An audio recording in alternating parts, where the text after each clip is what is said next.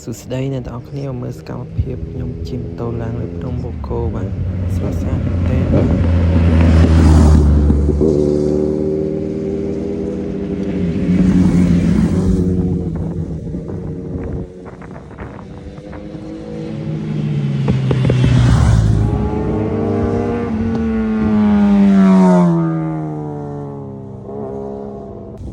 បាទសួស្តីបងប្អូនទាំងគ្នាបាទឥឡូវនៅលើភ្នំបូកគោបាទការនៅការនេះតោះបងប្អូនមកមើលបាទការទាំងអស់គ្នាបាទការនៅលើភ្នំបូកគោតែគេដើម្បីអូនៅការនេះស្អាតតែតានេះផ្កានេះក៏ស្អាតដែរ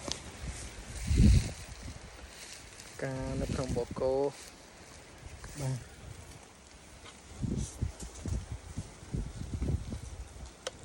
នេះធំល្អនេះ